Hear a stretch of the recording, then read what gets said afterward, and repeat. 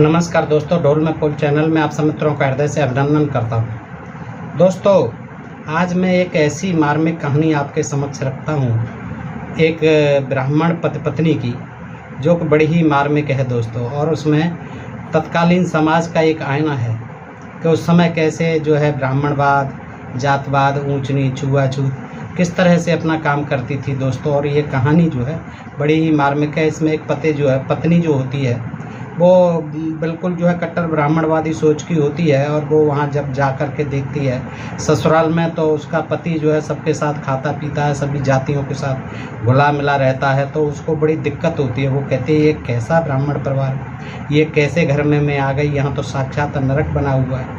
फिर जो है वो अपने पति से बात बात पर जो है कुछ कहती है, उसे टोका टाकी करती है। तो वो उसे समझाता है। वो कहता है कि ऐसा नहीं है, ईश्वर के यहाँ से सब एक हैं, कोई ऊंचा नहीं है, कोई नीचा नहीं है। तो फिर उस पत्नी की समझ में आ जाती है। तो वो फिर जो है उन लोगों को जो है जो काम वाले थे, जिन्हें तथाकथित छोटी जातियों का कहते हैं, उनको बड़ा प्यार करती है और उनको बड़ा सम्मान देती है। वो इस तरह से वो बदल जाती है। लेकिन जब ज़्यादा ही कुछ हो जाता है तो फिर उसके पति को बड़ी वेदना होती है। वो कहता है अच्छा मैंने उसे उपदेश दिया, और वो फिर जो है उसको जो है कुछ कम करने के लिए उससे कि भाई इतना नहीं होना चाहिए, तो ये जो है फिर उल्टी पट्टी पढ़ाने लगता है। तो फिर वो पत्नी को बड़ी वेदना होती है कि ये कैसा जो है पहले मुझे ये बताया और ये बताया, अब जो है ये कहते हैं कि ये नहीं करना चाहिए, इतना नहीं करना चाहिए। तो इस तरह से उनमें आपस में बड़ा द्वंद्व रहता है। और अंत में जो है वो उस पति से कि ये कैसा ब्रह्म का स्वांग करता है, उससे भी घृणा हो जाती है। तो दोस्तों, ये ब्रह्म का स्वांग यानी ब्राह्मणवाद का स्वांग है दोस्तों। ये बड़ी रोचक कहानी है। और मुंशी प्रेमचंद जी के नाम से तो आप सारे परिचित हैं। उनकी कहानियों में यथार्थवाद है। उस समय का जो समाज का नक्शा है वो खींच के रख देते हैं। कैसी ऊंच नीच थी, कैसा जातिवाद था, कैसे जातियों में बटा हुआ समाज जो है, पेशों में बटा हुआ समाज जो है कितना हीन समझा जाता था, ब्राह्मणवाद किस तरह से जो है अपना काम करता था। तो दोस्तों, आज की ये कहानी बड़ी अच्छी है और रोचक है, दिलचस्प है। आइए सुनते हैं कि मैं वास्तव में अभागन हूँ। इसमें जो है पति पत्नी मान लीजिए, या वैसे नाम नहीं दिए हैं, स्त्री और पुरुष नाम से ही इसको लिखा है दोस्तों। तो वो कहते हैं, मुंशी प्रेमचंद जी की है ये कहानी कि मैं वास्तव में अभागन हूँ। वो कहते हैं स्त्री, मैं वास्तव में अभागन हूँ, नहीं तो क्या मुझे नित्य ऐसे ऐसे घृणित दृश्य देखने पड़ते। सचमुच में अभागन हूँ। शोक की बात यह है कि वे मुझे केवल देखने ही नहीं पड़ते, वरन दुर्भाग्य ने उन्हें मेरे जीवन का मुख्य भाग बना दिया है। मैं उस सुपात्र ब्राह्मण की कन्या हूँ जिसकी व्यवस्था बड़े बड़े गहन धार्मिक विषयों पर सर्वमान्य समझी जाती है। मैं ऐसे कुलीन ब्राह्मण की कन्या हूँ जिसकी व्यवस्था बड़े बड़े गहन धार्मिक विषयों पर सर्वमान्य समझी जाती है। मुझे याद नहीं घर पर कभी बिना स्नान और देव उपासना किए पानी की एक बूंद मुँह में डाली हो, कभी नहीं डाली बगैर पूजा पाठ किए। मुझे एक बार कठिन ज्वर में यानी बुखार में स्नान आदि के बिना दवा पीनी पड़ी थी, उसका मुझे महीनों खेद रहा। हमारे घर में धोबी कदम नहीं रखने पाता, चमारन दालान में भी नहीं बैठ सकती थी, किंतु यहाँ आकर मैं मानो भ्रष्ट लोक में पहुँच गई हूँ। और दोस्तों, उस समय के तो हालात बदतर थे, लेकिन आज भी ये समाज में देखी जाती हैं। कितनी प्रासंगिक कहानी है, आप देखिए कि हमारे घर में धोबी कदम नहीं रखने पाता, चमारन दालान में भी नहीं बैठ सकती थी, किंतु यहाँ आकर मैं मानो भ्रष्ट लोक में पहुँच गई हूँ। मेरे स्वामी बड़े दयालु यानी मेरे पति बड़े दयालु, बड़े चरित्रवान और बड़े सुयोग्य पुरुष हैं। उनके यह सद्गुण देखकर मेरे पिताजी उन पर मुग्ध हो गए। उनके जो चरित्र अच्छा था, चरित्रवान थे, सुयोग्य पुरुष थे, इसलिए मेरे पिताजी उन पर मुग्ध हो गए। लेकिन वे क्या जानते थे कि यहाँ ये लोग अघोर पंथ के अनुयायी है। संध्या और उपासना तो दूर रही, कोई नियमित रूप से स्नान भी नहीं करता, महाघोरी। बैठक में नित्य मुसलमान, क्रिस्तान सब आया जाया करते हैं, और स्वामी जी वहीं बैठे बैठे पानी, दूध, चाय पी लेते हैं। इतना ही नहीं, वह वहीं बैठे बैठे मिठाइयाँ भी खा लेते हैं। और दोस्तों, ये हकीकत है, आज के भी कुछ परिवारों में आपको देखने को मिल जाएंगे। अभी कल की बात है, मैंने उन्हें लेमोनेड पीते देखा था। साइस जो चमार है, साइस जो चमार है, बेरोक टोक घर में चलाता है। सुनती हूँ वे अपने मुसलमान मित्रों के घर दावतें खाने जाते हैं। यह भ्रष्टाचार मुझसे नहीं देखा जाता। मेरा चित्त घृणा से व्याप्त हो जाता है जब वे मुस्कुराते हुए मेरे समीप आ जाते हैं और हाथ पकड़कर अपने समीप बैठा लेते हैं, तो मेरा जी चाहता है कि धरती फट जाए और मैं उसमें समा जाऊं। हाँ हिंदू जाति, तूने हम स्त्रियों को पुरुष की दासी बनना ही क्या हमारे जीवन का परम कर्तव्य बना दिया? हमारे विचारों का, हमारे सिद्धांतों का, यहाँ तक कि हमारे धर्म का भी कुछ मूल्य नहीं रहा। अब मुझे धैर्य नहीं। आज मैं इस अवस्था का अंत कर देना चाहती हूँ। मैं इस आसुरी भ्रष्ट जाल से निकल जाऊंगी। मैंने अपने पिता की शरण में जाने का निश्चय कर लिया है। आज यहाँ सहभोज हो रहा है। सहभोज यानी जिसमें सभी जातियों के लोग खाने आएंगे। आज यहाँ सहभोज हो रहा है। मेरे पति उसमें सम्मिलित ही नहीं, वरन उसके मुख्य प्रेषकों में से हैं। इन्हीं के उद्योग तथा प्रेरणा में यह विधर्मी अत्याचार हो रहा है। समस्त जातियों के लोग एक साथ बैठकर भोजन कर रहे हैं। सुनती हूँ मुसलमान भी एक ही पंक्ति में बैठे हुए हैं। आकाश क्यों नहीं गिर पड़ता? क्या भगवान धर्म की रक्षा करने के लिए अवतार नहीं लेंगे? ब्राह्मण जाति अपने निजी बंधुओं के सिवाय ब्राह्मणों का भी पकाया भोजन नहीं करती। जो ब्राह्मण जाति अपने निजी बंधुओं के सिवाय ब्राह्मणों का भी पकाया भोजन नहीं करती, वही महान जाति इस अधोगति को पहुंच गई है। ये हाल हो गया है कि कायस्थों, बनियों, मुसलमानों के साथ बैठकर खाने में लेस मात्र भी संकोच नहीं करती, बल्कि इसे जातीय गौरव, जातीय एकता का हेतु समझती है। अब देखिए पति के बारे में, देखिए पति क्या कहता है। वह कौन सी घड़ी होगी किस देश की स्त्रियों में ज्ञान का उदय होगा, वो इस तरह से कहता है, और वे राष्ट्रीय संगठन में पुरुषों की सहायता करेंगे। हम कब तक ब्राह्मणों के गोरख धंधे में फंसे रहेंगे? हमारे विवाह प्रवेश कब तक जानेंगे कि स्त्री और पुरुषों के विचार की अनुकूलता और समानता गोत्र और वर्ण से कहीं अधिक महत्व रखती है? यदि ऐसा ज्ञात होता तो मैं वृंदा का पति न होता। यदि ऐसा ज्ञात होता तो मैं इससे शादी नहीं करता और न वृंदा मेरी पत्नी होती। हम दोनों के विचारों में जमीन और आसमान का अंतर है। यद्यपि वह प्रत्यक्ष नहीं कहती, सामने नहीं कहती, किंतु मुझे विश्वास है कि वह मेरे विचारों को घृणा की दृष्टि से देखती है। मुझे ऐसा ज्ञात होता है कि वह मुझे स्पर्श भी नहीं करना चाहती।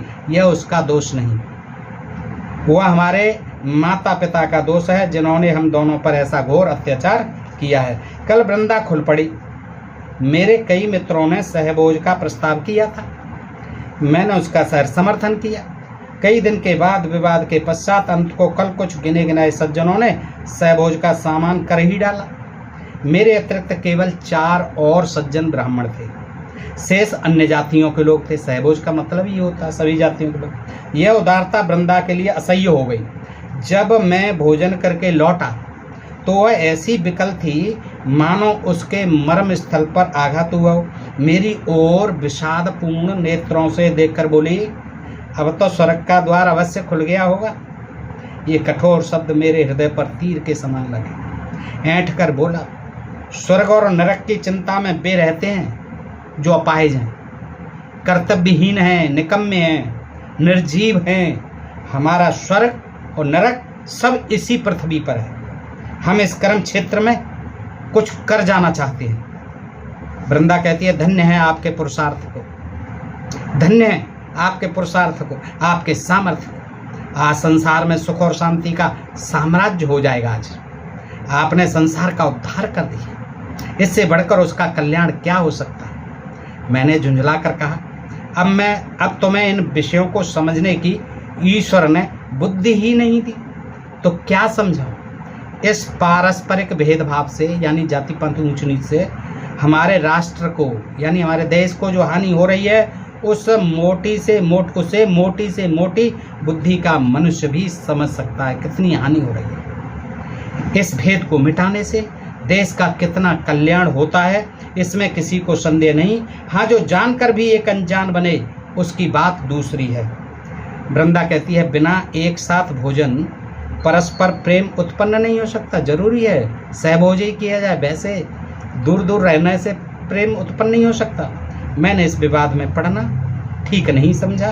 किसी ऐसी नीति की शरण लेना आवश्यक जान पड़ा जिसमें विवाद का स्थान ही न हो। वृंदा की धर्म पर बड़ी श्रद्धा है। मैंने उसी के शास्त्र से उसे पराजित करने का निश्चय किया। ठीक है, क्योंकि उसकी धर्म पर बड़ी श्रद्धा है, अब मैं धर्म शास्त्र से ही उसको पराजित करूंगा। बड़े गंभीर भाव से बोला मैं कि यदि असंभव नहीं तो कठिन अवश्य है, किंतु सोचो तो यह कितना घोर अन्याय है कि हम सब एक ही पिता की संतान होते हुए एक दूसरे से घृणा करें, ऊंच नीच की व्यवस्था में मगन रहें। यह सारा जगत उसी परम पिता का विराट स्वरूप है। प्रत्येक जीव में उसी परमात्मा की ज्योति आलोकित हो रही है। केवल इसी भौतिक पर्दे ने, ये जातिवाद का जो पर्दा है, प्रत्येक जीव में केवल इसी भौतिक पर्दे ने हमें एक दूसरे से पृथक कर दिया, अलग कर दिया। यथार्थ में हम सब एक हैं। देखिए, ये पति कह रहा है, जिस प्रकार सूर्य का प्रकाश अलग अलग ग्रहों में जाकर भिन्न नहीं हो जाता, एक ही रहता, उसी प्रकार ईश्वर की महान आत्मा पृथक पृथक जीवों में प्रविष्ट होकर विभिन्न नहीं होती। मेरी इस ज्ञान वर्षा ने वृंदा के शुष्क हृदय को रूखे हृदय को तृप्त कर दिया। वह तन्मय होकर मेरी बात सुनती रही। जब मैं चुप हुआ तो उसने मुझे भक्ति भाव से देखा और रोने लगी। अब क्या कहती है, स्वामी के ज्ञान उपदेश ने मुझे सजग कर दिया। मैं अंधेरे कुएं में पड़ी थी। इस उपदेश ने मुझे उठाकर पर्वत के ज्योतिर्मय शिखर पर बैठा दिया। मैंने अपनी कुलीनता से, झूठे अभिमान से, अपने वर्ण की पवित्रता के गर्भ में कितनी आत्माओं का निरादर किया है। अब ज्ञान हुआ उसे। परमपिता, तुम मुझे क्षमा करो। मैंने अपने पूज्य पाद पति से इस अज्ञान के कारण जो अश्रद्धा प्रकट की है, जो कठोर शब्द कहे हैं, उन्हें क्षमा करना। जब मैंने यह अमृतवाणी सुनी है, जब से मैंने यह अमृतवाणी सुनी है उनकी, मेरा हृदय अत्यंत कोमल हो गया है। नाना प्रकार की सदकल्पनाएं चित्त में उठती रहती हैं। कल धोबिन कपड़े लेकर आई थी। उसके सिर में बड़ा दर्द था। पहले मैं उसे इस दशा में देखकर कदाचित मौखिक संवेदना प्रकट करती थी अथवा मेहरी से उसे थोड़ा तिल दिलवा देती, पर कल मेरा चित्त फिकल हो गया। मुझे प्रतीत हुआ मानो यह मेरी बहन है। हृदय परिवर्तन हुआ दोस्तों। मैंने उसे अपने पास बैठा लिया और घंटे भर तक उसके सिर में तेल मलती रही। उस समय मुझे जो स्वर्गीय आनंद हो रहा था वह अकथनीय है। मेरा अंतःकरण किसी प्रबल शक्ति के वशीभूत होकर उसकी ओर खिंचा चला जाता था। मेरी ननद ने आकर मेरे इस व्यवहार पर कुछ नाक भौं चढ़ाई। ननद देख रही थी, उसने नाक भौं चढ़ाई। स्वाभाविक था नाक भौं चढ़ाना, पर मैंने लेस मात्र भी परवाह नहीं की। आज प्रातःकाल कड़ाके की सर्दी थी। हाथ पांव गले जाते थे। मेहरी काम करने को आई तो कांप रही थी। मैं लिहाफ ओढ़े अंगीठी के सामने बैठी हुई थी। तिस पर भी मुंह बाहर निकालते न बनता था। मेहरी की सूरत देखकर मुझे अत्यंत दुख हुआ। मुझे अपनी स्वार्थ वृत्ति पर लज्जाई। इसके और मेरे बीच में क्या भेद है? इसकी आत्मा में उसी प्रकार की ज्योति है। यह अन्याय क्यों? इसीलिए कि माया ने हमें भेद कर दिया है। मुझे कुछ और सोचने का साहस नहीं हुआ। मैं उठी, अपनी ऊनी चादर लाकर मेहरी को उड़ा दी और उसे हाथ पकड़कर अंगीठी के पास बैठा लिया। इसके उपरांत मैंने अपना लिहाफ रख दिया और उसके साथ बैठकर बर्तन धोने लगी। वह सरल हृदय मुझे वहाँ से बार बार हटाना चाहती थी। बर्तन धोने लगी उसके साथ, तो वह सरल हृदय यानी काम वाली, वह सरल हृदय मुझे वहाँ से बार बार हटाना चाहती थी। मेरी ननद ने आकर मुझे कौतूहल से देखा और इस प्रकार मुँह बनाकर चली गई मानो मैं क्रीड़ा कर रही हूँ। सारे घर में हलचल पड़ गई और इस जरा सी बात पर हमारी आंखों पर कितने मोटे पर्दे पड़ गए। हम आत्मा परमात्मा का कितना अपमान कर रहे हैं। पुरुष कहता है, पति कहता है, कदाचित मध्य पथ पर रहना नारी प्रकृति में ही नहीं है। वह केवल सीमाओं पर ही रह सकती है। वृंदा कहाँ तो अपनी कुलीनता और अपने कुल मर्यादा पर जान देती थी, कहाँ अब साम्य और सहृदयता की मूर्ति बनी हुई है। मेरे उस सामान्य उपदेश का यह चमत्कार है। अब मैं भी अपनी प्रेरक शक्तियों पर गर्व कर सकता हूँ। मुझे उसमें कोई आपत्ति नहीं है कि वह नीच जाति की स्त्रियों के साथ बैठे, हंसे और बोले, उन्हें कुछ पढ़कर सुनाए, लेकिन उनके पीछे अपने को बिल्कुल भूल जाना, ये मैं कदा पसंद नहीं करता। इतना भी जो है पसंद नहीं करता कि उनमें बिल्कुल घुल मिल जाए। 3 दिन हुए मेरे पास एक चमार अपने जमींदार पर नालिश करने आया था। निसंदेह जमींदारों ने उसके साथ जाति की थी, लेकिन वकीलों का काम मुफ्त में मुकदमे दायर करना नहीं। फिर एक चमार के पीछे एक बड़े जमींदार से बहर करूं? ऐसे तो वकालत कर चुका। उसके रोने की भनक वृंदा के कान में भी पड़ गई। वह मेरे पीछे पड़ गई। कुछ मुकदमे को जरूर लो। मुझसे तर्क वितर्क करने पर उद्यत हो गई। मैंने बहाना करके उसे किसी प्रकार टालना चाहा, लेकिन मुझसे वकालतनामे पर हस्ताक्षर कराकर तब पिंड छोड़ा। उसका परिणाम यह हुआ कि पिछले 3 दिन मेरे यहाँ मुफ्तखोर मुवक्किलों का तांता लगा रहा। मुवक्किल आ गए, मुफ्तखोर। और मुझे कई बार वृंदा से कठोर शब्दों में बातें करनी पड़ी कि यार तूने ये क्या करा दिया, आप तो तमाम आ गए मुफ्तखोर। इसी से प्राचीन काल के व्यवस्थाकारों ने स्त्रियों को धार्मिक उपदेशों का पात्र नहीं समझा। इनकी समझ में यह नहीं आता। अब देखिए कुछ बदलाव होता है पति में। ये जो है हम सभी जानते हैं कि ईश्वर न्यायशील है। इनकी समझ में यह नहीं आता कि प्रत्येक सिद्धांत का व्यावहारिक रूप कुछ और ही होता है। हम सभी जानते हैं कि ईश्वर न्यायशील है, किंतु न्याय के पीछे अपनी परिस्थिति को कौन भूलता है? आत्मा की व्यापकता को यदि व्यवहार में लाया जाए तो आज संसार में साम्य का राज्य हो जाए, किंतु उसी भांति साम्य जैसे दर्शन का एक सिद्धांत ही रहा और रहेगा, वैसे ही राजनीति भी एक अलभ्य वस्तु है और रहेगी। हम इन दोनों सिद्धांतों को मुक्त कंठ से प्रशंसा करेंगे, उन पर तर्क करेंगे, अपने पक्ष को सिद्ध करने में उनसे सहायता लेंगे, किंतु उनका उपयोग करना असंभव है। मुझे नहीं मालूम था कि वृंदा इतनी मोटी सी बात भी न समझेगी। वृंदा की बुद्धि दिनों दिन उल्टी होती जा रही है। आज रसोई में सबके लिए एक ही प्रकार के भोजन बने। अब तक घरवालों के लिए महीन चावल पकते थे, तरकारियां घी में बनती थीं, दूध मक्खन आदि दिया जाता था। नौकरों के लिए मोटा चावल, मटर की दाल और तेल की भाजियां बनती थीं। बड़े बड़े रईसों के यहाँ भी यही प्रथा चली आती है। हमारे नौकरों ने कभी इस विषय में शिकायत नहीं की, किंतु आज देखता हूँ वृंदा ने सबके लिए एक ही भोजन बनाया है। मैं कुछ बोल न सका, बहुत चक्का सा हो गया। वृंदा सोचती होगी कि भोजन में भेद करना नौकरों पर अन्याय है। कल मेरे पति महाशय खुल पड़े। पत्नी कहती है, इसीलिए मेरा चित्त खिन्न है।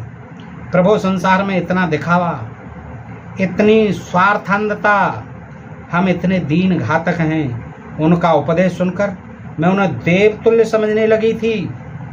आज मुझे ज्ञान हो गया कि जो लोग एक साथ 2 नावों पर बैठते हैं वही जाति के तैसी कहलाते हैं। कल मेरी ननद की विदाई थी। वह ससुराल जा रही थी। बिरादरी की कितनी महिलाएं निमंत्रित थीं। वे उत्तम उत्तम वस्त्राभूषण पहने कालीनों पर बैठी हुई थीं। मैं उनका स्वागत कर रही थी। निदान मुझे द्वार के निकट कई स्त्रियां भूमि पर बैठी हुई दिखाई दी, जहां इन महिलाओं की जूतियां और स्लीपरें रखी हुई थी। वे बेचारी भी विदाई देखने आई थी। मुझे उनका वहां बैठना अनुचित जान पड़ा। मैंने उन्हें भी लाकर कालीन पर बैठा दिया। इस पर महिलाओं में मटकियां होने लगी, नैन मटक्का होने लगे, और थोड़ी देर में वे किसी न किसी बहाने से एक एक करके चली गई। मेरे पति महाशय से किसी ने यह समाचार कह दिया। वे बाहर से क्रोध में भरे हुए आए और आंखें लाल करके बोले, यह तुम्हें क्या सूझी है? क्या हमारे मुंह में कालिख लगवाना चाहती हो?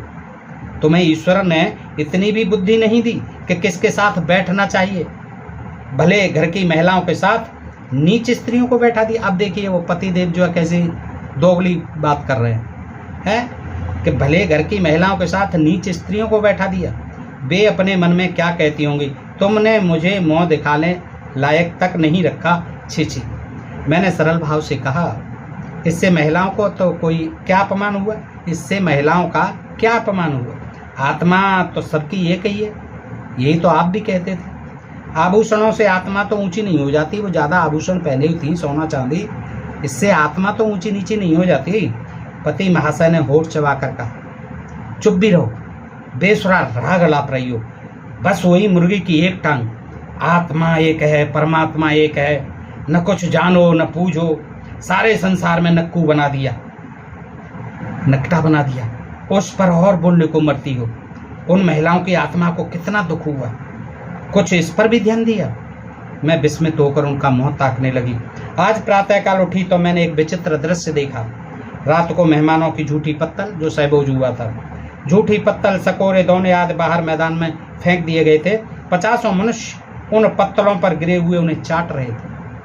हाँ, मनुष्य थे, वही मनुष्य जो परमात्मा के निस्वरूप हैं। कितने ही कुत्ते भी उन पत्तलों पर झपट रहे थे, पर वे कंगले कुत्तों को मार मार कर भगा देते थे। उनकी दशा कुत्तों से भी गई बीती थी। वह कौतुक देखकर मुझे रोमांच होने लगता। और यह हकीकत है दोस्तों, पहले जो है झूठी पत्तल ही खिलाई जाती थी काम वालों को। झूठी जो बचती थी, ये हमारे सफाई कर्मचारी भाई होते हैं, वाल्मीकि भाई, इनको जो है रख दिया जाता था।